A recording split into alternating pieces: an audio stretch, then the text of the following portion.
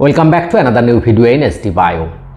SLST নবম দশম এবং একাদশ দ্বাদশের নিয়োগ প্রক্রিয়ায় বেশ কিছু চাঞ্চল্যকর তথ্য উঠে এলো আজকের বাংলা একটা জনপ্রিয় সংবাদ মাধ্যমের হেডলাইন, এবং পুরো খবরটাও শোনাবো তোমাদের, যাতে আমরা আন্দাজ করতে পারবো আমাদের বহু লোকের মনের মধ্যে যে প্রশ্নগুলো রয়েছে যে সেকেন্ড লিস্ট বেরোবে কি বেরোবে না নবম দশমের ক্ষেত্রে বা একাদশ দ্বাদশের ক্ষেত্রে, বেরোচ্ছে কি না একদম স্পষ্ট এই নিউজ পেপার থেকে ক্লিয়ার ধারণা হয়ে যাবে। বিশেষ করে নবম দশমের ক্ষেত্রে আমাদের অনেকের প্রশ্ন, কারণ বহু পরীক্ষার্থী রয়েছেন যারা কিন্তু 1 নাম্বারের জন্য কি 2 নাম্বারের জন্য কিন্তু চান্স প্রথম লিস্টে নাম থাকলো না। আমার স্কুলের একজন ভোকেশনালের শিক্ষক রয়েছেন ইংলিশের, তিনি কিন্তু তার চান্স পাননি, এবং বহু ছাত্রছাত্রী আমার ভিডিওতে কমেন্ট করেছেন তারা কিন্তু এই খবরের মধ্যে উত্তরটা পেয়ে যাবেন।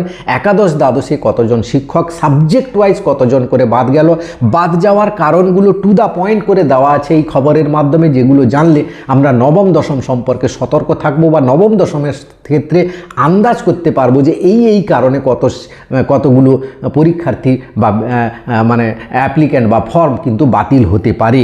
এবং আরেকটি বড় প্রশ্ন যে কতজন শিক্ষক রয়েছেন এবং তার সাথে কতগুলো যে ক্যাটাগরি পোস্টগুলো রয়েছে যেগুলো যদি শূন্যপদ পূরণ না হয়, বিশেষ করে ফিজিক্যাল হ্যান্ডিক্যাপ ইডব্লিউএসের ক্ষেত্রে যতজনকে ডাকা হয়েছে হয়তো ফিল আপ যদি না হয় তাহলে কিন্তু সেগুলো কি জেনারেল ক্যাটাগরিতে কনভার্ট হয়ে যাবে কি হবে না, এই সমস্ত ব্যাপারে জানবো। তাই ভিডিওটা শেষ পর্যন্ত দেখো, ভালো লাগলে লাইক করে বন্ধুদের শেয়ার করে দিও, চ্যানেলে নতুন হলে চ্যানেলটা সাবস্ক্রাইব করে দিও।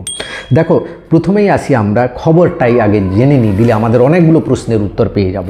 এখানে যা হেডলাইন দেখতে পাচ্ছ তোমরা, নবম দশমের ইন্টারভিউ ডাকই পেলেন না বহু যোগ্য শিক্ষকরা। বহু যোগ্য শিক্ষকরা কিন্তু ডাক পেলেন না, সেটা প্রায় 3000-এর কাছাকাছি বলে সংগ্রহ করছে, এবং তাদের তথ্য সংগ্রহের কাজ শুরু হয়েছে। একাদশ দ্বাদশের ক্ষেত্রে কিন্তু বহুজন বাদ গেছে, এটা তোমাদের আগে একটু জানিয়ে দিই, তারপর খবরের ডিটেলসটা আসবো। একাদশ দ্বাদশে মোট বাদ গেছে কিন্তু 1327 জন টোটাল বাদ গেছে, মানে ফর্ম বাতিল হয়েছে। কেন বাতিল হয়েছে না, এদের কিন্তু বয়সের যে দেওয়া ছিল সেটা কিন্তু ভুল প্রমাণিত হয়েছে, যার ফলে বয়সের ছাড় পেল না। শিক্ষকতার অভিজ্ঞতার নাম্বার দেওয়া ছিল ভুল, সেখানেই সবচেয়ে বেশি কাটা গেছে। অনেকে অ্যাবসেন্ট ছিল, তাদের মধ্যে মানে প্রেজেন্ট হয়নি সময় ভেরিফিকেশনের সময়। অনেকে অনার্স বা পিজির কিন্তু মার্কস কিন্তু ভুল দিয়েছে, যাতে কিন্তু ক্যালকুলেশনে ভুল ধরা পড়েছে, পার্সেন্টেজে তারা কিন্তু নিচে নেমে যাচ্ছে। মানে তারা যা দিয়েছে 10 পাচ্ছে কিন্তু দেখা যাচ্ছে 6 পাচ্ছে, তাহলে কিন্তু তার কাট অফটা নিচে নেমে যাচ্ছে, যার ফলে তারা কিন্তু বাতিল হয়ে যাচ্ছে 1327 জন। তার মধ্যে সবচেয়ে বেশি এডুকেশনে 167 জন, তারপরে দেখো পলিটিক্যাল সায়েন্সে 128 জন বাদ গেছে, কেমিস্ট্রিতে 74 জন বাদ গেছে, হিস্ট্রিতে 78 জন বাদ গেছে, জিওগ্রাফিতে 84 জন বাদ গেছে, ইংলিশে 74 জন বাদ গেছে, ফিজিক্সে 81 জন বাদ গেছে, সংস্কৃতে 65 জন বাদ গেছে, কম্পিউটার অ্যাপ্লিকেশনে 61 জন, কমার্সে 60 জন, এরকম কিন্তু বেশ সংখ্যাটা রয়েছে। টোটাল দাঁড়াচ্ছে 1327 জন মতো বাদ গেছে, এবং বাদ যাওয়ার কারণগুলো জানা গেল। এবার দেখো এখানে কি বলা হচ্ছে এই নিউজটাতে, যেটা আমরা ধারণা করতে পারবো সেকেন্ড লিস্ট বেরোবে কিনা। দেখো, নবম দশম কতজন যোগ্য চাকরিহারা ইন্টারভিউর ভেরিফিকেশনে ডাক পেলেন না, তাই সেই তথ্য সংগ্রহের কাজ শুরু হয়েছে। এবার দেখো একটু নিচের দিকে চলে আসি, বাকি খবরটা এতটা ইম্পর্টেন্ট নয় আমাদের জন্য। বেশি ক্ষতিগ্রস্ত হয়েছেন ভৌতবিজ্ঞান ও গণিতের শিক্ষকরা, কারণ সেগুলিতে শূন্যপদ আগের চেয়ে কমেছে। এই সমস্যা উচ্চ মাধ্যমিকের ক্ষেত্রে হয়েছিল কম্পিউটার সায়েন্সের মতো বিষয়ে, সেখানে 2016 সালের চেয়ে এবার শূন্যপদ কমেছিল। শুক্রবার শিক্ষামন্ত্রী ব্রাত্য বসু যোগ্য চাকরিহারাদের বিষয়টি সহানুভূতির সঙ্গে দেখবেন বলেছেন, কিন্তু অন্যদিকে কিভাবে আর দেখবেন সে কথা বলে লাভ নেই। অন্যদিকে মধ্যশিক্ষা পর্ষদও 16,000 শিক্ষকের চাকরির মেয়াদ আগামী বছর সেপ্টেম্বর পর্যন্ত বহাল রাখার দাবি জানিয়ে একটা সুপ্রিম কোর্টে, যেটা আমি তো আগের দিন বলেছিলাম তোমাকে, যে ভেরিফিকেশান এবং মেডিকেল ফিটনেস এগুলো করতে 3 মাস আরও সময় লাগবে নবম দশমটা কমপ্লিট করতে। তাই এদের মেয়াদ শেষ হয়ে যাচ্ছে 31শে ডিসেম্বর। ফেব্রুয়ারি মাসে মাধ্যমিক, তারপরে উচ্চ মাধ্যমিক পরীক্ষা আছে।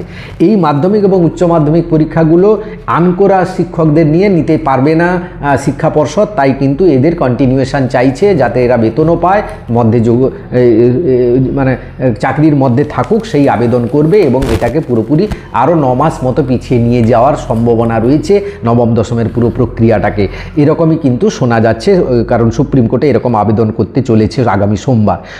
মানে হয়ে গেছে অলরেডি, করতে আরও 3 মাস সময় লাগবে, মানে পুরো ব্যাপারটা প্রক্রিয়াটা কমপ্লিট করতে আরও 3 মাস সময় লাগবে। এর মধ্যে রয়েছে মাধ্যমিক, উচ্চ মাধ্যমিকের মতো গুরুত্বপূর্ণ পরীক্ষা, একেবারে আনকরা শিক্ষকদের পরিদর্শক বা পরীক্ষকের দায়িত্ব দেওয়া যাবে না, সেই কারণে বাড়তি সময়ের দাবি জানিয়েছে। মানে খুব ভালো চালটা চেলেছে এসএসসি কিন্তু, যাতে নিয়োগ প্রক্রিয়াটা আরও ডিলে করিয়ে দেওয়া যায়। তো উচ্চ মাধ্যমিকের ভেরিফিকেশনের সময় 1327 জন পরীক্ষার্থী নিয়োগের সম্ভাবনা একেবারেই রইল না। এই প্রার্থীর ওরা হয় ভেরিফিকেশানে উপস্থিত হননি, নয়তো তারা ভুল তথ্য দিয়ে আবেদন করেছিলেন। তথ্য যাচাইয়ের পর তাদের আবেদন পুরোপুরি বাতিল। তবে এদের পরিবর্তে সমসংখ্যক প্রার্থীদের আর ডাকবে না এসএসসি। দেখো, এটা মাইন্ড করে শোনো, আবার রিপিট করছি, এদের পরিবর্তে যারা বাতিল গেল সেই পরিবর্তে 1:1.6 রেশিওতে মেনটেন করতে গেলে আরও ডাকতে হবে, কিন্তু তারা ডাকবে না।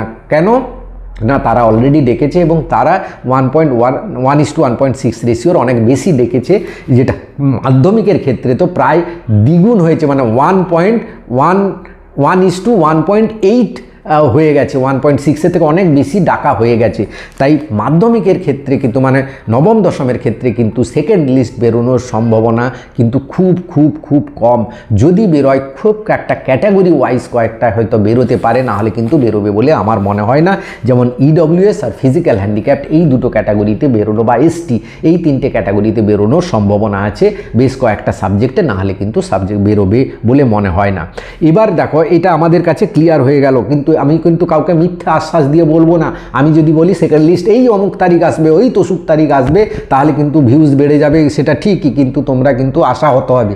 তাই তোমরা কিন্তু মানে সিকিউর থাকো বা প্রস্তুত থাকো মানসিকভাবে। যদি ডাক পাও তাহলে সেটা খুব ভাগ্যের ব্যাপার, তোমার জন্য খুব মঙ্গল হোক, তোমাদের সবার মঙ্গল হোক, ভগবান মঙ্গল করুক, এই চাই। কিন্তু এই যা খবর হচ্ছে এবং যেভাবে ভ্যাকেন্সি ওয়াইজ ডাকা হয়েছে, সেখানে কিন্তু খুব একটা আর ডাকার সম্ভাবনা নেই। এবার যে প্রশ্নটা, যে ইডব্লিউএস এর অনেক কিন্তু সার্টিফিকেট বাদ গেছে এই উচ্চ মাধ্যমিকের ক্ষেত্রে, তাহলে নবম দশমে কি বাদ যাবে? অবশ্যই বাদ যাবে ইডব্লিউএস। এমনি তারা খুঁজে পায়নি, মানে 60টা পোস্ট 64 জনকে ডাকা হয়েছে, 20টা পোস্ট 22 জনকে ডাকা হয়েছে, এরকমভাবে ডাকা হয়েছে, যেখানে অন্যান্য ক্যাটাগরিতে, জেনারেল ক্যাটাগরিতে প্রায় ডবল ডাকা, 800টা পোস্ট ডাকা হয়েছে, 1450, 1400, এরকম ডাকা হয়েছে। তো কাছাকাছি ডবল ডাকা হয়ে গেছে, সেখানে ইডব্লিউএসের ক্ষেত্রে ক্যান্ডিডেট পাওয়া যায়নি। তাই ইডব্লিউএস কিন্তু বহু সার্টিফিকেট বাতিল হবে, এবং সেই বাতিলগুলো যদি ভ্যাকেন্সি থেকে যায় সেগুলো কিন্তু জেনারেলে কনভার্ট হবে। কিন্তু ফিজিক্যাল হ্যান্ডিক্যাপ্ট কিন্তু জেনারেলে কনভার্ট হবে না। যে ক্যাটাগরির ফিজিক্যাল হ্যান্ডিক্যাপ্ট সেই ক্যাটাগরির জেনারেলে হবে। যেমন ধরো জেনারেল ক্যাটাগরির যদি ফিজিক্যাল হ্যান্ডিক্যাপ্ট থাকে সেটা জেনারেল ক্যাটাগরিতেই কনভার্ট হবে। যদি এসসি ক্যাটাগরির ফিজিক্যাল হ্যান্ডিক্যাপ্ট হয় সেটা এসসি ক্যাটাগরিতে কনভার্ট হবে। কিন্তু সবগুলো ভ্যাকেন্সি জেনারেল ক্যাটাগরিতে কিন্তু কনভার্ট হবে না। এবং বহু SC ST OBC A B ছাত্রছাত্রী কিন্তু ঢুকে গেছে জেনারেল ক্যান্ডিডেট, যাই জেনারেলরা বরাবর কিন্তু ডিপ্রাইভ হচ্ছে, এখানেও কিন্তু খুব ডিপ্রাইভ। কিন্তু একটা কথা মনে রাখবে জেনারেলরা, যে এই যে এসসি এসটি ঢুকে গেছে, এরা যখন ভ্যাকেন্সি যখন ফাইনাল প্যানেল হবে, এরা যদি কাট অফ যদি এরা কমে যায়, তাহলে কিন্তু এরা নিজের এসসি ক্যাটাগরিতে চলে যাবে, তখন কিন্তু জেনারেল পোস্টটা ভ্যাকেন্সি থেকে যাবে, তার সেই পোস্টটা ভ্যাকেন্সি হবে। মনে করো একজন এসসি ক্যান্ডিডেট, সে পুরো প্যানেলটা মানে ইন্টারভিউ বা টিচিং এক্সপিরিয়েন্স দিয়ে সে যে নাম্বারটা পেলো, সেই নাম্বারটা সে জেনারেল ক্যাটাগরির মধ্যে আর ঢুকতে পারলো না, কারণ সেখানে একটা 20 মার্ক বড় নাম্বারের ব্যাপার রয়েছে, সে ঢুকতে পারলো না। সে কিন্তু এসসি ক্যাটাগরিতে চাকরিটা পেলো, কিন্তু জেনারেল ক্যাটাগরিটা শূন্য, সে যে ধরে রেখেছিল একটা পদ কিন্তু খালি হলো, সেখানে একজন জেনারেল ক্যাটাগরি ঢুকবে, এই একটা আশা রয়েছে শেষের প্যানেলে। এছাড়া আর কোনো কিন্তু জেনারেলের আশা নেই। তো এই ছিল আজকে।